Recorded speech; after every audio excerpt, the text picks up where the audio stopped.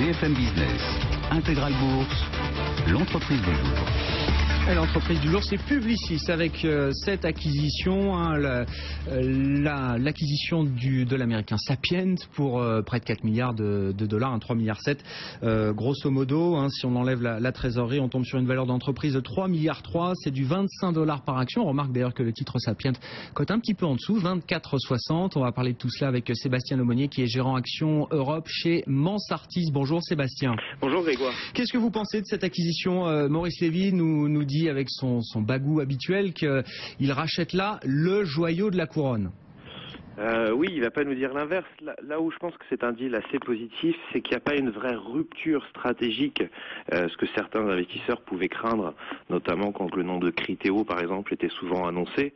Moi, je pense que l'acquisition de Sapient est finalement dans la lignée de ce que Publicis opère depuis ces dernières années, avec sa volonté d'avoir au moins 50% de son chiffre d'affaires dans le digital. Donc, il avait un objectif de l'atteindre à horizon 2018. Aujourd'hui, c'est fait. Et je pense que ce deal est dans la même lignée que ce qui avait pu être fait en août 2009 sur Razorfish ou en mai 2011 avec Rosetta.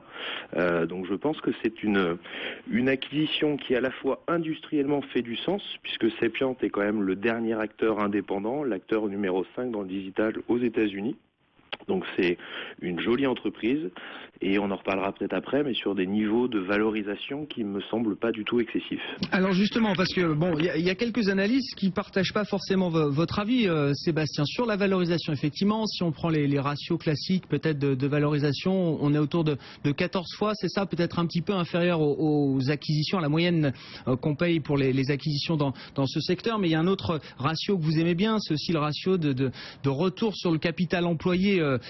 Sébastien, là il y a quelques analystes qui tiquent un petit peu quand ils regardent ce ratio et quand ils projettent un petit peu ce que ça pourrait donner sur l'avenir. Pour eux le cash, alors évidemment ça brûle les doigts en ce moment, mais le cash n'est pas forcément bien employé là à travers cette acquisition.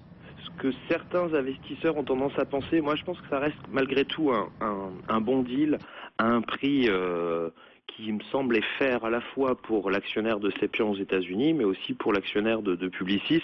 La légère déception, si on veut parler pour l'investisseur court-termiste en quelque sorte, je pense qu'en fin de semaine, vendredi, donc on a, qui d'ailleurs je crois a été décalé dans le temps. Oui, le plan stratégique a été reporté. Le plan stratégique, voilà, qui devait être annoncé par Publicis, où beaucoup d'investisseurs, et moi j'en faisais partie, parmi les catalyseurs sur Publicis, pour celui qui est actionnaire de Publicis, ça pouvait être un programme de rachat d'actions relativement important. Publicis fait le choix d'une stratégie long terme. Moi je me rappelle que sur Razorfish ou Rosetta, déjà certains investisseurs ou analystes avaient considéré que le prix avait été un peu surpayé. Moi, sur Sapient, je regarde l'historique de Maurice Lévy et Publicis. Il est plutôt bon en termes de prix payé et en termes d'intégration. Alors oui, le prix peut paraître un petit peu cher, mais on a quand même un acteur qui, depuis 2010, a une croissance de son bénéfice par action qui est très forte, beaucoup plus forte d'ailleurs que celle de Publicis. Des bénéfices par action qui sont attendus sur les 3-5 prochaines années en quasi-doublement. Et même si, en effet, on peut avoir l'impression que sur le retour sur capitaux employés, ça va être un petit peu plus long pour créer de la valeur, on a aujourd'hui un groupe Sapient qui certes fait des marges un peu inférieures à celles de Publicis, mais sur lequel on va peut-être aussi avoir des effets de levier sur une meilleure pénétration de Sapient sur la zone européenne, une bien meilleure pénétration de Sapient sur la zone asiatique où l'acteur est encore tout petit et génère des pertes. Donc demain, dans le réseau Publicis, ça peut être un levier. Et malgré cette rentabilité, ces niveaux de marge qui sont un peu inférieurs à Publicis, on a un groupe américain qui génère justement un retour sur capitaux employés aux alentours de 500 points au-dessus de Publicis, donc aux alentours de 22%.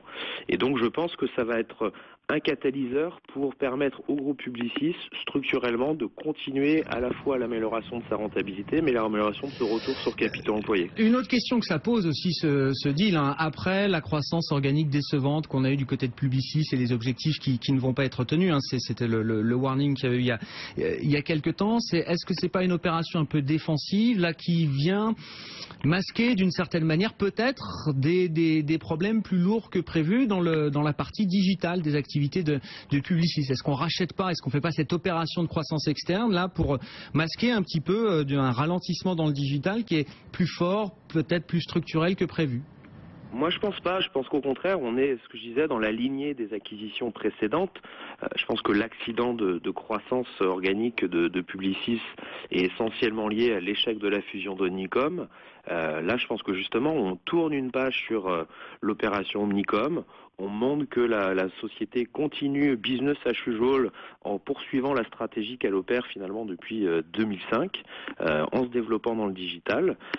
Donc je pense que ça va plutôt dans le sens de l'histoire, c'est plutôt rassurant. Moi j'étais plutôt inquiet de savoir éventuellement un intérêt de Publicis sur une société comme Criteo, qui est certes une très belle société.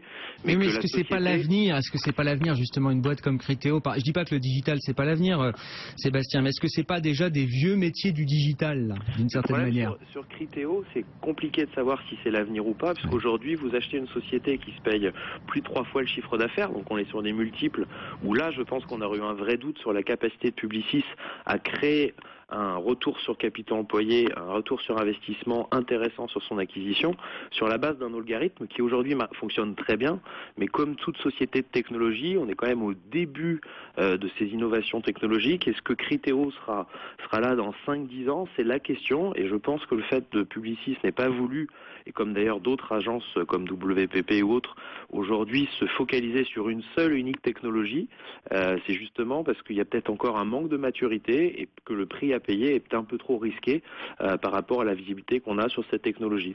A contrario de Cepiant, qui au-delà du digital semble aussi apporter une vraie connaissance, une vraie expertise sur les métiers de consulting, où Maurice Lévy semble nous expliquer qu'il y a justement une convergence par rapport aux métiers actuels. Donc c'est un développement supplémentaire par rapport à ce qui est déjà fait. Bon, alors si c'est le joyau de la couronne, là comme nous le vend Maurice Lévy, pourquoi est-ce qu'on n'a pas, ou est-ce qu'il faut attendre là des surenchères, des contre-offres? Enfin, je veux dire, si c'est la dernière grande agence digitale indépendante, elle devrait susciter peut-être d'autres convoitises, des WPP, Omnicom et autres qui pourraient, je ne sais pas, rentrer dans la danse là.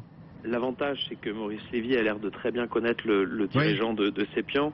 Le management de Cepiant, donc je crois les deux principaux actionnaires qui ensemble ont 18% du capital, ont déjà clairement annoncé qu'ils apportaient leur titre et qu'ils allaient aussi faire partie de la nouvelle organisation, parce que Maurice Lévy a annoncé la création de Publicis.Cepiant, qui sera justement une entité dont le PDG actuel de Cepiant prendra la direction. Et puis l'autre avantage, je pense, c'est qu'il y a une vraie complémentarité, des synergies, puisqu'il y a à peu près 50 millions d'euros de synergies en termes de coûts, sans doute des synergies sur un deal en à termes 3 de milliards, vente. c'est quand même pas énorme, Sébastien. C'est pas énorme, mais sur le résultat opérationnel actuel de Cepiant, c'est quand même assez significatif, parce qu'aujourd'hui, je crois que le niveau de résultat opérationnel de Cepiant est aux alentours de 140 millions de dollars. Donc c'est pas non significatif, et justement ça fait que le ratio payé par Publicis de valeur d'entreprise sur le résultat opérationnel est assez inférieur à ce qu'il peut apparaître aujourd'hui. Donc je pense que ça sera peut-être compliqué pour d'autres acteurs de payer beaucoup plus cher en ayant un retour sur investissement attractif avec des synergies qui seront peut-être moindres. L'autre avantage sur le deal annoncé aujourd'hui, c'est qu'il y a assez peu d'overlap entre les clients actuels de Publicis et les clients de Cepiant. Oui, voilà, ouais. c'est ça. Et un dernier mot, j'ai plus le nom du patron de Cepiant en tête, mais ça, du coup, parce qu'il y a toujours la question de la succession de Maurice Lévy qu'on pouvait espérer régler si le deal Omnicom s'était fait, mais bon, là c'est pas le cas. C'est un candidat potentiel. Quelqu'un qui peut monter effectivement en interne jusqu'à prendre la succession de Maurice Lévy qui a 72 ans aujourd'hui. Alors son nom c'est Alan Eric, que j'ai devant moi. En revanche, je serais incapable de vous dire qui va prendre le relais de Maurice Lévy. La seule chose qui peut être rassurante, c'est que même si on est dans un métier où d'avoir un PDG charismatique, comme c'est le cas avec Maurice Lévy, dans une industrie, donc des sociétés de publicité, c'est attractif. En revanche, Publicis, c'est avant tout une organisation. J'insiste sur ce fait-là, c'est que Publicis, dans son industrie, reste la société qui a le meilleur niveau de rentabilité par rapport à tous ses comparables. Et donc, c'est aussi peut-être qu'on doit mettre en perspective par rapport à la déception, en quelque sorte, de croissance organique ces derniers trimestres, c'est que ça reste la société la mieux gérée, et ça, ce n'est pas que le fruit de Maurice Lévy, c'est avant tout le fruit de l'organisation, du maillage géographique du groupe. Et donc, donc c'est pour ça que je pense que cette acquisition doit permettre de tourner la page sur Omnicom et de permettre au groupe de se reconstruire en retournant en tout cas de l'avant pour continuer à délivrer en croissance organique et en rentabilité au-delà de ce que peuvent faire les comparables ou les concurrents. Un dernier mot, vous en avez du Publicis, vous avez envie de le conserver, d'en racheter même peut-être à ces prix-là sur l'annonce de cette acquisition, Sébastien? Alors moi c'est une société que j'ai pas mal acheté pendant l'été en fait et jusqu'à il y a à peu près 10 jours. Je vais pas en faire plus parce que c'est la 3e ligne de mon portefeuille. C'est un titre qui certes baisse un petit peu aujourd'hui mais avait très bien fait la semaine dernière, je crois avec une hausse supérieure à 6%. Pour moi c'est en ayant déjà c'est clairement à conserver et je pense que ça reste tout à fait achetable pour tout nouvel investisseur. En tout cas chez Mansartis on est très confiant sur la capacité du groupe à délivrer sur les prochains trimestres et 3 prochaines années. Merci beaucoup Sébastien pour votre analyse et votre transparence. Sébastien Lemonnier, gérant Action Européenne chez Mansartis.